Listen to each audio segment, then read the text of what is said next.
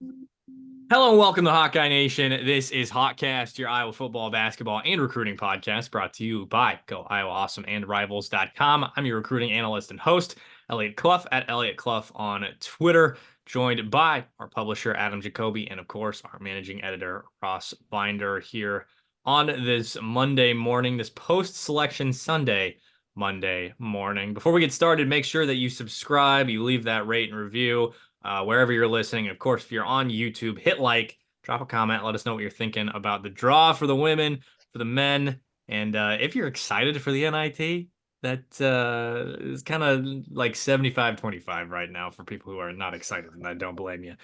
Anyway, women find themselves as a one seed in the NCAA tournament for the first time in a long time. They'll play the winner of UT Martin and Holy Cross in their first round matchup. Adam, you wrote about the importance of this the first time they've been a one seed in a long time. Tell us what's the significance here? Yeah, it's sort of a generational accomplishment for the women because it's the first time since 1992 that Iowa has been a one seed in the women's tournament. I think they've also not been that in the men's tournament too. So, like, Carver Hawkeye has not seen a team get a one seed in that long, and that is so far long ago that the women's tournament was only 48 teams back then. So that 92 team did not sadly did not even win a single game in the NCAAs because they were playing Southwest Missouri State, who was the 8 seed. So if there's any consolation to how 92 went, one, Southwest Missouri State ended up making the Final Four. So, you lose to a future Final Four team, fine. And then secondly, and more importantly, the very next year, Iowa made its first Final Four. And it continued to be the only Final Four until Lisa Bluter took them to the championship game last year. So, you know, history did sort of even out for the Hawkeyes, but that's how long it's been, right? We're talking about the days of, no HD TV, yeah, black and white half the time. I mean, the women just weren't on TV at that point, more than once or twice a year. So the game has come a long, long way since Iowa's been that good relative to its competition. And now here they are after a 29-4 season, and they get to celebrate a one seed at Carver Hawkeye Arena, and with honestly the nation's eyes on them. And it's got to be a rewarding thing for them and for the program and for all the fans who have been supporting them for decades and decades. Yes, and they'll play. I think I already said it, but they'll play the winner of UT Martin and Holy Cross as a 16 seed, not an 8 seed. Breaking news: there are 64 teams in the women's tournament. And with this get of being a one seed, you'd presume, and the second best team in the country, largely considered, you'd assume that they have a relatively easy, not easy, but again, relatively easy path to the tournament, the second easiest path, so to speak. But no, there's a potential that they'll face Kansas State, UCLA, and or LSU. Of course, they would only face one of UCLA or LSU because those are the 2 and the 3 seeds. But already lost to Kansas State this year. LSU, the reigning national champion, of course, UCLA, the 2 seed in that region. That's a gauntlet of a region. Is there any like explanation for this? I mean, there's that UConn part of the bracket that'll be ruthless as well. But like why? Like why? And I think that's what a lot of Iowa fans are asking this morning. I don't know if either of you have insight into that, but take it away. Well, the obvious answer here is going to be ratings, right? And one, it's not difficult to get a lot of people to tune into Iowa and Caitlin Clark to begin with.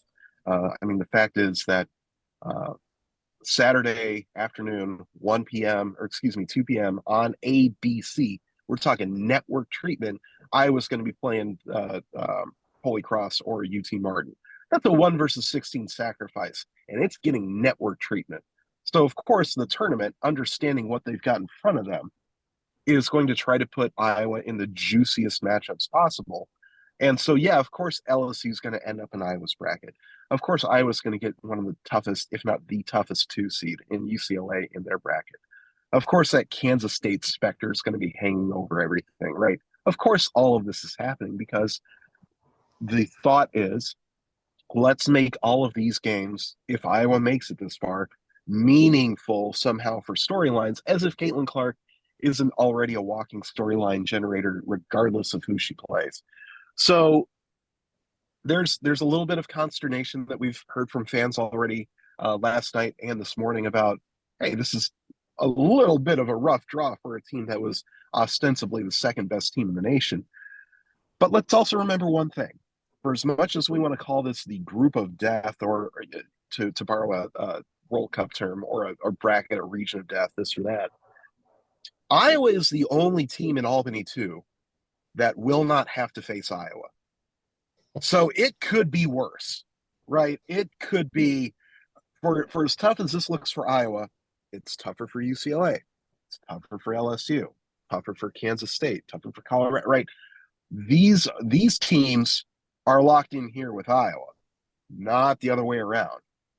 So Iowa will be giving tough teams tough games. And yeah, people are going to be tuning in to see that. But also, let's look back to even last year. Iowa's region looked difficult, and then the Hawkeyes didn't face anybody over a 5 seed on their way to the Final Four. So things have to shake out before Iowa gets these opponents too.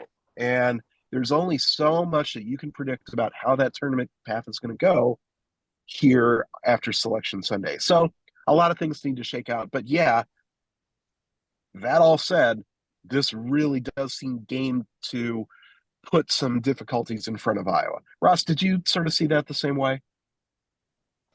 Yeah, I would definitely agree with you in terms of, where that came from. I don't think there were, there are always some considerations in terms of assembling the bracket and keeping, teams from the same conferences apart and so on. But, even within those restrictions, there were ways to make a bracket for Iowa that didn't involve an LSU rematch, a potential LSU rematch, or didn't involve, UCLA or a K-State. I mean, for the potentially third time this season, which is just preposterous for a non-conference opponent. I mean, the only conference teams that Iowa played three, well, I think it was Nebraska, the only, or did they play Penn State twice? I don't remember anymore.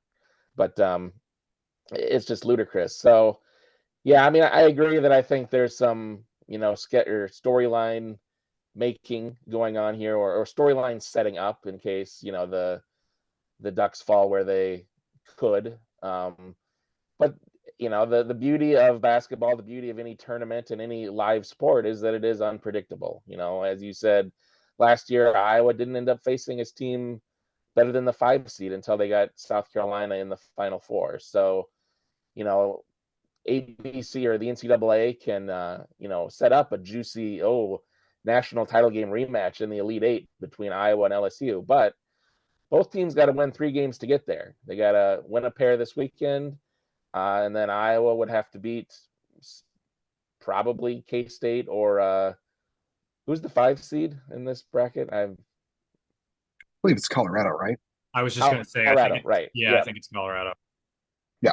right. So likely Colorado or K-State in the Sweet 16, and then LSU has to win a pair of games and then probably beat UCLA in the Sweet 16 to get to a potential game with Iowa. So there are a lot of steps to get to the promised land, quote unquote. And so it's going to be challenging, I think, for everybody in this region. It's tough for Iowa, but as Adam said, it's tough for everybody else too. There aren't going to be a lot of guarantees, a lot of gimmies. I think what stands out to me the most, and it's just kind of a bizarre subplot, is just how familiar a lot of these opponents are for Iowa in terms of playing them earlier this season, like K-State, which they also played last year. So this could be, the 4th time they play K-State in a little over 2 years. Obviously, the LSU game would be a huge rematch. Colorado and Louisville were both teams that Iowa faced in their run to the Final Four last year.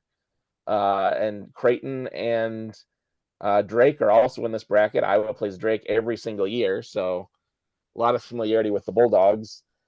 Creighton, famously or infamously for Iowa fans, upset Iowa in the second round of the tournament 2 years ago. So again, it's just, strangely loaded with familiar faces and potential remember that storylines and everything, which is very odd, but just the way it happened to break out this year.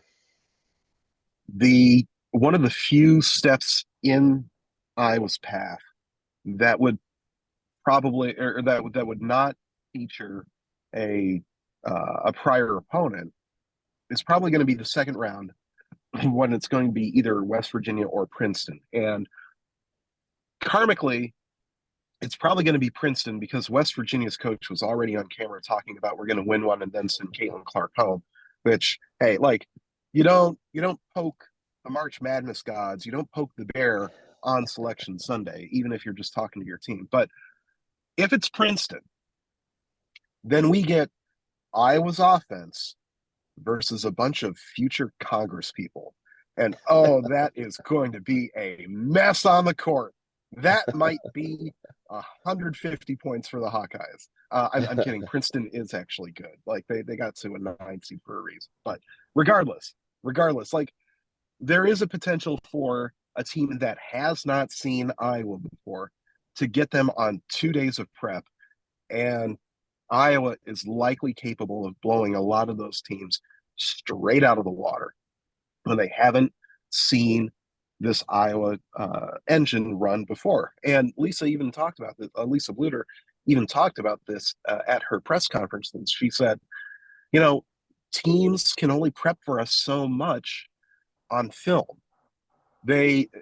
Because film doesn't really show how fast this team gets out, gets running, forces you to make decisions, gets those open shots in transition with, Caitlin making a 50, 60-foot pass to get somebody open as they're streaking. Like the way they run that, especially in transition, is virtually impossible to prepare for if you haven't played them before. So the fact that there's so many teams that have, it feels something less than coincidental. We'll put it that way. So, well, first things first, regarding Kansas State, the probability of them playing Kansas State. Colorado is also a pretty good team. Am I wrong there by saying, because I'm pretty sure they beat LSU earlier on in the year. I mean, they're 22-9 and a 5 seed, so they very well could beat Kansas State in that round of 32, right? Yeah, Yeah, Colorado absolutely. is. Sorry, yeah, Colorado is a good team. They were actually on the one line when the NCAA did their early, mock previewing of the brackets in February. The issue with them is they did kind of stumble down the stretch. I think they went 1-5 in their final 6 regular season games, so not entering the tournament with the greatest positive momentum, but again, still a good team. I mean, they knocked off LSU in the season opener this year. They have some other good. I mean, the Pac-12 was loaded this year, and they had some really good wins out there. So yeah, they're going to give K-State a handful if they end up playing in the second round. And then additionally, I believe somebody was going around on Twitter saying it's not that difficult of a region because of however many things, or at least things that lie in Iowa's favor. Kansas State dealing with some injury issues, I think they said. I don't Yeah, know if it's true or not. yeah. Adam, do you want to take that? I have not looked at Kansas State's Oh, injury situation, but it wouldn't surprise me because K-State's another team that was trending towards the one line.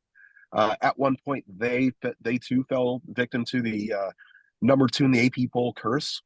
They were at one point 20-1 on the season, and I believe Iowa was that one when Iowa got their win in the rematch. And we didn't really understand, or we didn't think that there was going to be a third time that these teams were going to play unless it was going to be in the Final Four.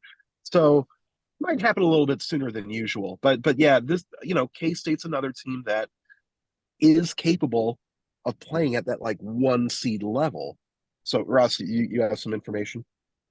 Yeah, I did. Their star post player, Ioka Lee, she had an ankle injury and missed about a month of the season in January and February. So she is back now. Okay. Um, TBD how good her ankle is for the tournament, but she was able to play in the last couple of games and then in the Big 12 tournament also. So I Yeah. think Yoki's good. probably Yoki is good. She gave Iowa fits both times Iowa played yes, the Wildcats. So the fact yes. that they're in the region, she's ostensibly healthy at this point. That's not good news for Iowa for a lot of reasons. Regarding Kansas State and their record over the more recent stretch, you said they were 20-1, correct, Adam?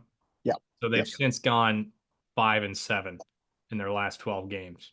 So skidding towards the end by the sounds of it for both Colorado and Kansas State. And then another team that we mentioned that does have some familiarity with Iowa, Louisville is right in that bracket as well. Of course, no Haley Van Lith. They'd have to play Haley Van Lith in order to match up with Iowa. The thing about a potential matchup with LSU that is obvious and that was talked about last night on ESPN, just something that I haven't really registered.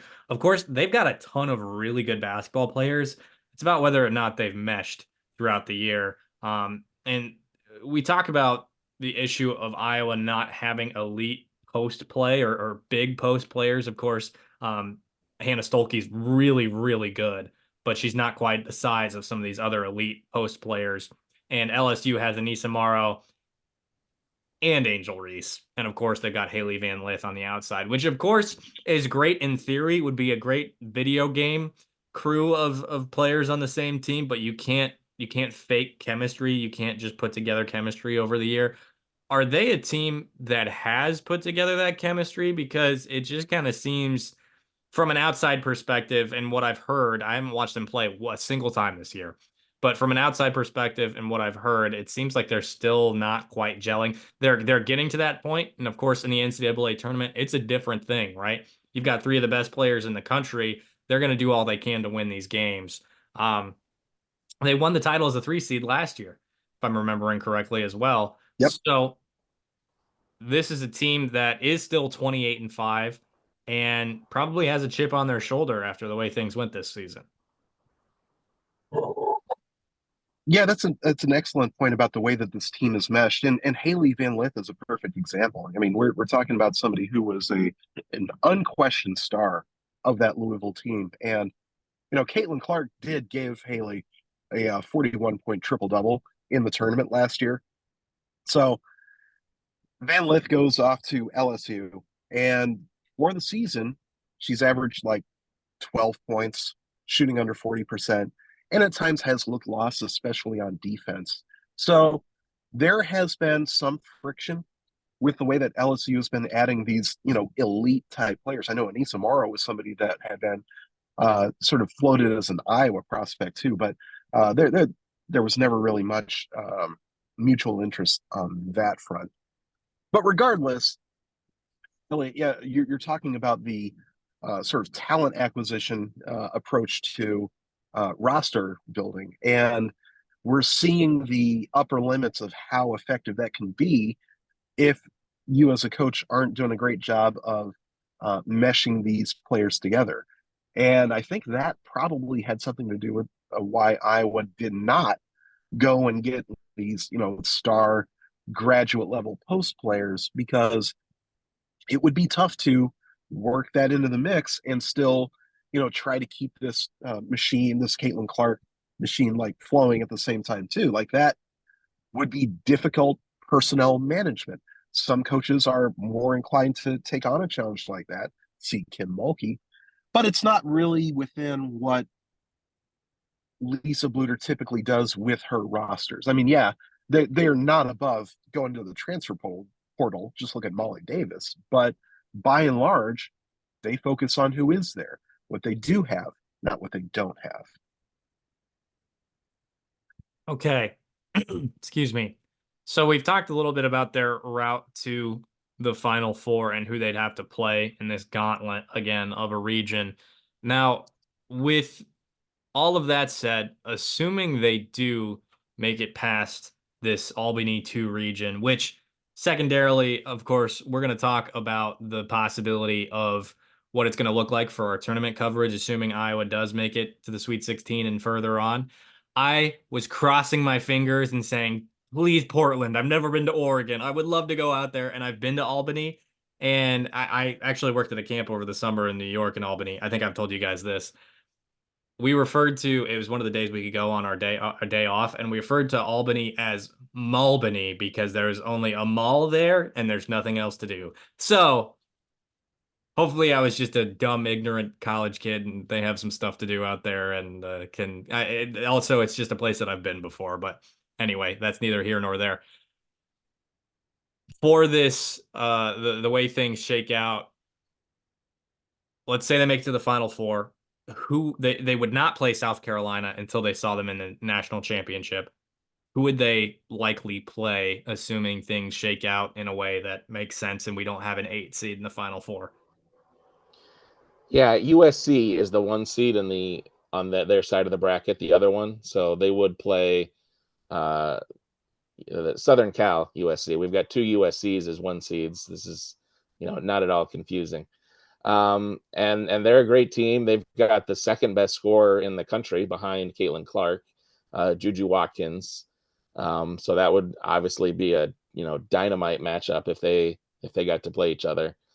Aside from USC, the other top teams in that bracket are, old friend Ohio State is the 2 seed in that region. So potential rubber match there if they were to get to the Final Four, as well as Iowa. And then UConn is the 3 seed. And UConn doesn't have a lot of depth, but they're always dangerous in the NCAA tournament. They've got, good star power with Eliot Edwards and Paige Buchers, who is healthy. She missed last year's tournament. So they're very capable of going on a run in the tournament this year. So, those are probably the most likely Final Four opponents should Iowa make it that far. Would you agree, Adam?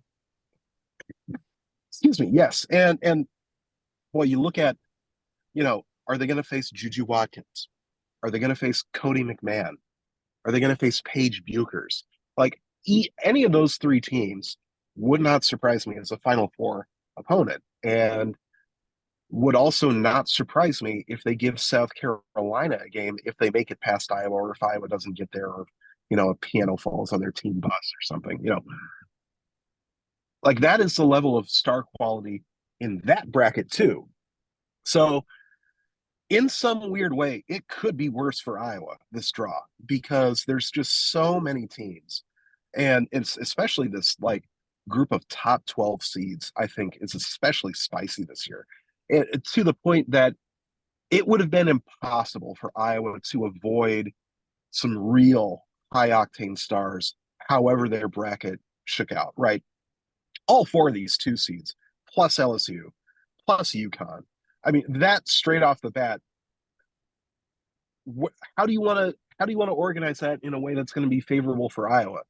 And aside from, I don't know, maybe teams that haven't played Iowa at least once this year, but aside from that, there are tough teams all over the place in this tournament, and tough players, tough matchups, especially with how Iowa has geared their lineup to be, 4 guards and Hannah Stuelke, who is generously listed at 6'2" in the middle. You know, it has worked well enough for Iowa to win 29 games and be a 1 seed. But Ross, like you mentioned, the post players that they've got in LSU, Eliot Edwards at UConn, there's a lot of we haven't even talked about Stanford and Cameron Brink.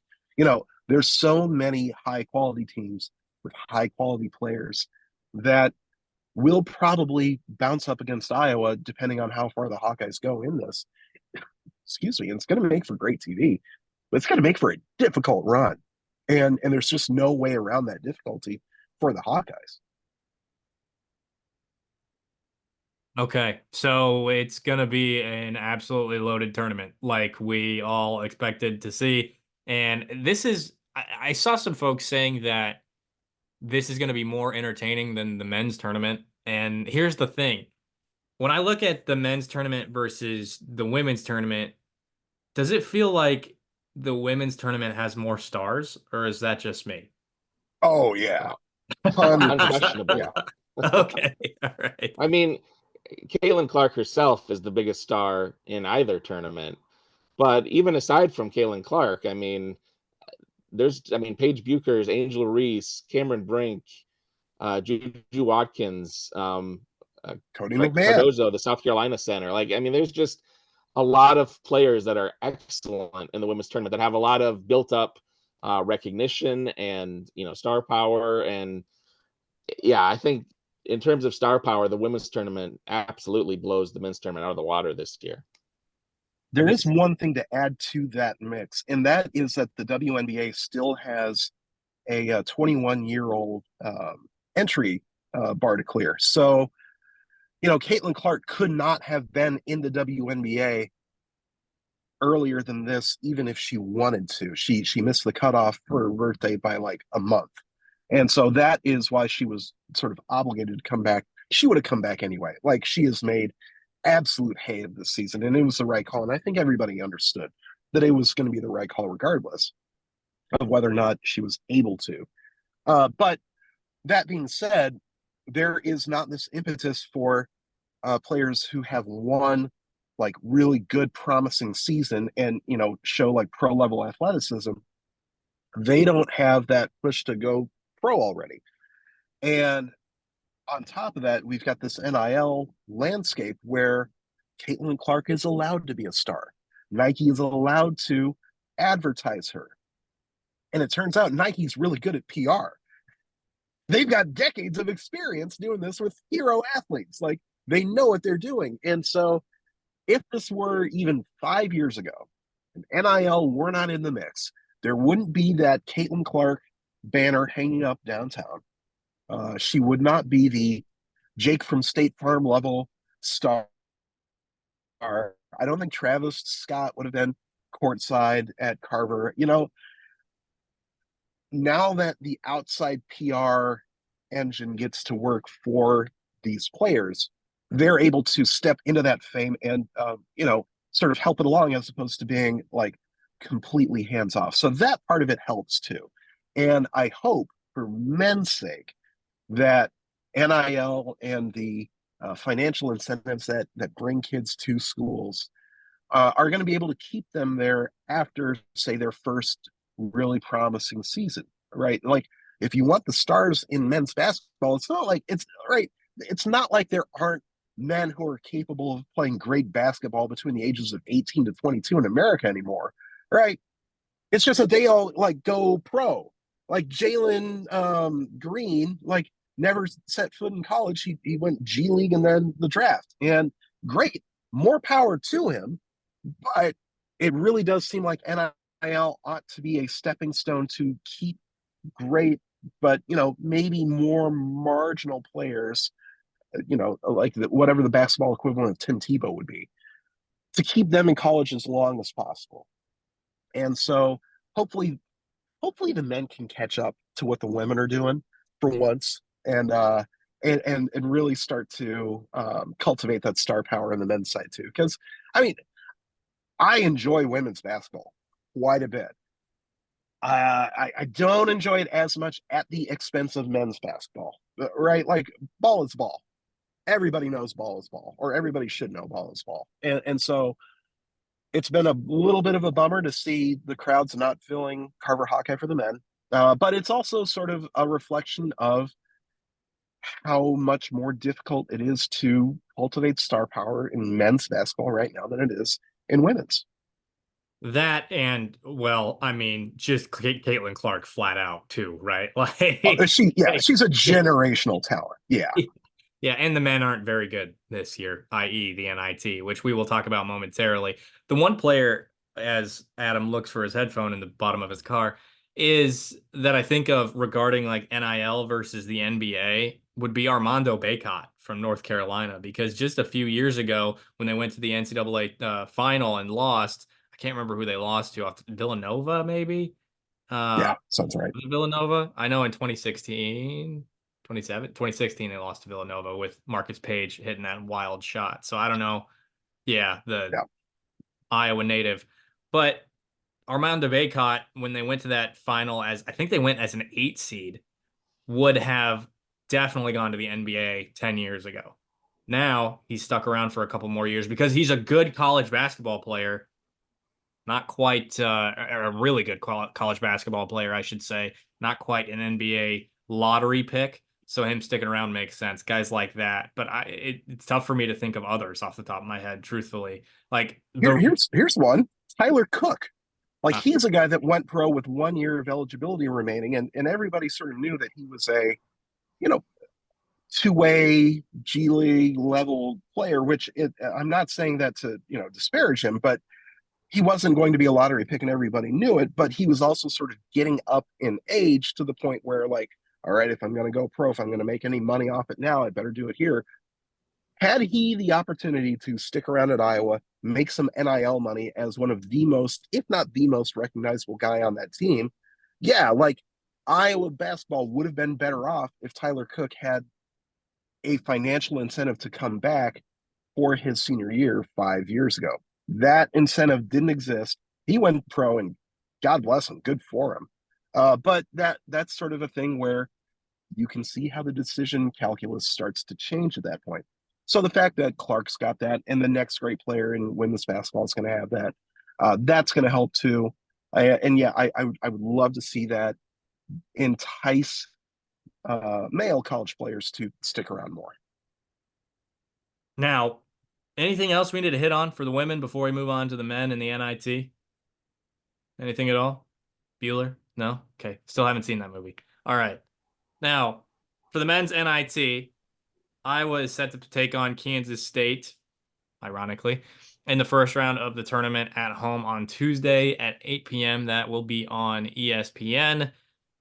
Kansas State is, I believe, 19-14. Iowa coming in at 18-14. I wrote that little blurb, so I should know that off the top of my head, but I believe that's the case. Kansas State, a losing record in the Big 12 this year at 8-10. They got beat by Iowa State in the Big 12 tournament just a few days ago. And so that said, I don't think either of these teams are playing their best ball of the year right now. Of course, Iowa really just kind of fell flat on their face in these last two games, had a momentous opportunity ahead of them, and they did not fulfill it. And now they're taking on Kansas State in the Iowa State Hate Bowl, as I have trademarked in the last few days. I don't know a ton about Kansas State. Ross, you're going to write our preview for us, but what I can say is they only had one player earn Big 12 honors this year in Tyler Perry. He put up 15.5 points per game in just over 36 and a half minutes, also led the team with 4.3 assists per contest. Arthur Kaluma, 14.7 points per game. Cam Carter, 14.6 points per game as well. And Kaluma also put up 7.1 rebounds per game. So Jerome Tang and the Wildcats coming to Iowa City. Of course, it's an 8 p.m. tip. Of course. I freaking hate those. Could be worse. Could be 9 p.m. like that Creighton game, which should be illegal in the Midwest, in my opinion. But 8 p.m. tip in Carver, I will be shocked if the attendance is good. I don't know about you guys. Yeah, I mean, an 8 p.m. tip off on Tuesday night. That's going to be and for an NIT game. That's going to be a tough one to fill out Carver for sure. Um, uh, Especially given how the men ended the season, not the greatest, obviously. As far as K-State, I haven't dug into them too far. It looks like they're much better on defense than offense, so I think they're going to try to slow Iowa down and probably make it a half-court game.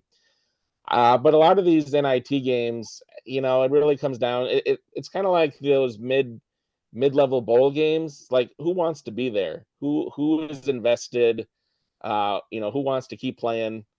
And that's going to determine who wins it. Who's got the juice to keep going. And we've seen, with Iowa under Friend and the NIT, they've had some nice runs. They had one several years ago where they went all the way to the championship game against Baylor in New York. So, that was a very good run. There have been a couple other years where they went one and done in the NIT, I believe. So, it's very possible for this to go either way. We were at the game in Minneapolis, Eliot, on last Thursday. Time blurs together. So we saw them lose to Ohio State. After the game, you spoke to a lot of the guys in the locker room, and at the time they were definitely saying then, hey, we want to play more games. We want to play more games. This is important to us. So if that's the case, we'll be able to tell on Tuesday if it shows up in their play,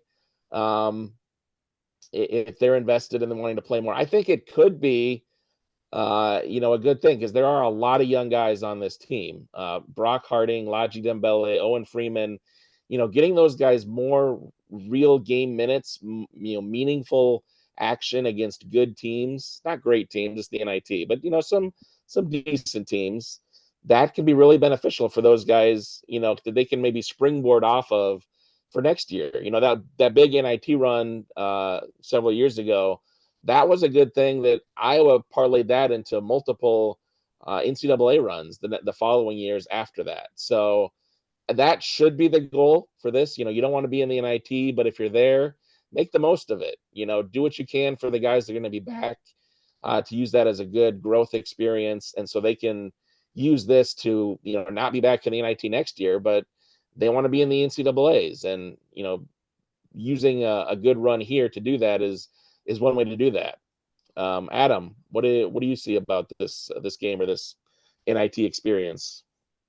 Yeah, I think he nailed it, especially with the part about this being a younger roster, because, Brock Harding, Laji Dembele, obviously Owen Freeman's gifts are self-evident, but even Price Sanford, we have seen these freshmen take these incremental steps of improvement over the course of the year to the point where they're not the abject liabilities. I mean, Freeman was never, like a plus minus liability the way that the other freshmen were at the start of the season. But we're starting to see instances where Dembele is a better matchup than the upperclassmen.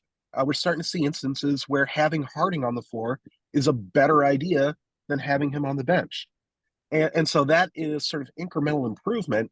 And yeah, this is a situation where you can say, all right, kids, we've got some extra practices. We're going to use them. And we're also going to be putting our freshmen on the floor a little bit more often. Like, this is what it's like to play big time college ball, and it's a tournament. And if you're motivated to win it, the opportunity is there. Go out there and, you're going to get 40 minutes. It's going to be tough. And this is what life is like at a Power 5 school. This is what playing time is going to be like. And that is something that you can't replicate in practice, no matter how you run your practice, no matter what, drills you want to run. There is no substitute for in-game action and learning to play against, hostile foes and hostile territory and this and that. And from what we know about Fran, especially as a basketball guy through and through, the opportunity to run more practices, to get these guys better than they were 24 hours ago, to see them in competitive situations, especially in a win or go home environment, that, Ross, like you said, is how you get a team from NIT level to tourney level next season, in the year after that, and the year after that. And Fran knows a thing or two about building from there to tourney ready. So this feels like it is straight in his wheelhouse. But like you said, they also might lose in the first round. And that may or may not be a factor of motivation too. Like, they are still a young and frankly inconsistent roster, and inconsistent up and down. So they're not good or consistent enough that we can just blame a loss on motivation. They do have to show up and play too. And that has not been the rock solid proposition that I think Iowa fans have gotten used to, especially in the last few years of All American after All American after All American. But they are. This is how you get those guys ready for putting together a full season. So I think it's set up well for Iowa, but we'll see. Elliot, do you agree with that? Uh, well, I think motivation is definitely part of it for a certain contingent of the roster. I will say that. I can't say that. I won't say that for like Peyton Sanford or Owen Freeman. They're going to show up. They're going to give it all. Yeah. And especially in talking with them in the locker room after the game, you could tell who was saying it and who meant it, and who was saying it and saying what was supposed to be said. So that's part of it. Do they have the talent to make a run in the NIT? Absolutely. Whether or not they put it all together at the right time is what's up in the air. It is really hard for me to say, I believe they're going to make a run in the NIT. And I think you could probably say that, honestly, about like every team that makes the NIT because none of them really want to be there. Like, really. Like, Loyola Chicago doesn't want to be there. Indiana State shouldn't freaking be there. Number Yeah. 29 in the net gets left out. It was, by the way, from my previous MVC connections. I don't know if either of you heard this. Before the net, it was the RPI. And in the Yeah. RPI, the Missouri Valley Conference had the highest ranked team to not make the NCAA tournament ever. And now they have the same thing in the net. It was Missouri State before. Indiana State's a good basketball team. If they could make a run based on the talent that they have. They also have their weak spots. So I would love to see them make a run. I am a believer in Josh Schertz. Said that from the get-go with Indiana State. That dude is a good coach. I saw that St. Louis is targeting him. Now, Indiana State's not a great job. St. Louis is a pretty good job. It's mid-major to mid-major. He would make a lot more money. Anyway, this is not an Indiana State podcast. Let's move forward. Lots of good teams in the NIT. It's about who shows up and who really wants it because that's, I think, the strong difference in the NIT for just about everybody. I think everybody has the talent, or a lot of teams have the talent to make a run. Whether or not they do is up to them. One tweet that I saw, and I don't have it in front of me, so I can't give it the proper citation, but somebody said, I'd rather watch this Indiana State team park cars than watch Virginia play tournament basketball. And like that's what it comes down to. Why would you want Virginia in this tournament over Indiana State? Name across the chest, baby. Virginia fans don't even enjoy watching Virginia basketball. Like, come on. That's it. Okay. Honestly, like not necessarily the latter part of that, but I felt the same way about Michigan State. I didn't think Michigan State earned a spot in the tournament. I really didn't. At 19 and 14, they had some good wins, but they also had some pretty bad losses. So that's neither here nor there. If Iowa wins against Kansas State, and assuming Utah wins their first round game of the NIT, they would travel to Utah, play at Utah. If that's not the case, Iowa wins, they'd play UC Irvine at home in that second round of the NIT. After those first two rounds, rest of the games are in Hinkle Fieldhouse in Indianapolis for any fans that live in Indy and would like to attend those games. We're still trying to figure out our plan as how things go for the NIT, but that is all contingent on how they do in these first two rounds. They, they And don't they don't they don't go to the Garden anymore for the Final Four. Nope. Wow, that's Hinkle sad. Yeah. Fieldhouse, The, baby. between moving out of the Garden and the transfer portal opening up during the NIT, like it has not been a good few years for that NIT tournament, just like its own viability. So it would be a Well, bummer if it went the way of the dodo, but right now it's just not set up to succeed anymore. there, there were several teams that declined invitations to play in the NIT altogether, including Indiana in the Big It's Ten. right down the road from Hinkle. Yeah. Yeah. I don't know if you know this, but Indiana's too good to play in the NIT. So Mike Woodson, I don't know. I don't. Ole Miss, another team that declined, and I think it was St. John's was the other team that did. That was the And Pitt, Pitt. I think. And Pitt also. Yeah. Yeah. Those are the teams that stick out. And Adam, you shared the Tom Crean rant. For those of you who missed it, you should check it out. Tom Crean rant NIT. Just find it on Twitter. Beautiful. I think he nailed it. I'm gonna ask Fran about like his thoughts on declining the spot in the NIT, just because that is so something he would not do. It's an opportunity to get your guys on the floor. It's an opportunity, especially for the young guys, to continue to get reps and minutes. And of course, with his son on the roster, I'm sure he wants to get Patrick as many more games as he can before his college career is over in Iowa City. Well, his college career might very well not be over because he may very well enter the portal. We don't know what's going to happen as things go on. I'm sure those decisions haven't quite been made yet by him, Tony, and I think, yeah, that'd be it. And of course, portal can happen for anybody else on the roster, but lots of things that can happen as the offseason comes. We will address them when they get there. Of course, Hinkle Fieldhouse, for those of you who don't know, it is where Butler plays. And might very well be where Jack McCaffrey plays his college basketball. So that would be a potential preview for him and for Fran to see what he does. But of course, lots of other options for Jack as well. More offers to come for him. Anything else we want to hit on before we get out of here, fellas? No? I think I'm all set. Good. Cool.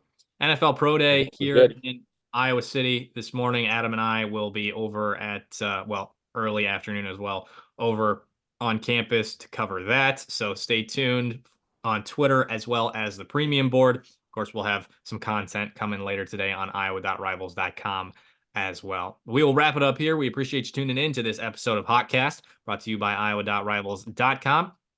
If you're not a premium subscriber yet, make sure you do that on iowa.rivals.com/subscribe. That way you get all the premium content from us, inside information on basketball, football, and of course, recruiting. If you're watching on YouTube, make sure you hit that subscribe button because you might be watching but not subscribed. Hit it so you don't miss an episode. Drop a like, drop a comment. How do you think the women are going to do in the tournament? Will they play USC in the Final Four? Will they play South Carolina in the championship? How will that go for them? Of course, the men's NIT coming up here shortly. Do they make it past the first round against Kansas State? They're going to take on Utah in the second round. Let us know what you think in the comments. Again, if you're listening on Apple Podcasts, Spotify, make sure that you subscribe, leave that rate and review. We really appreciate it. It helps us out and it makes us very happy. For now, I am Eliot Clough at Eliot Clough, joined by Adam Jacoby and Ross Binder here on this episode of Hotcast. We will see you next time.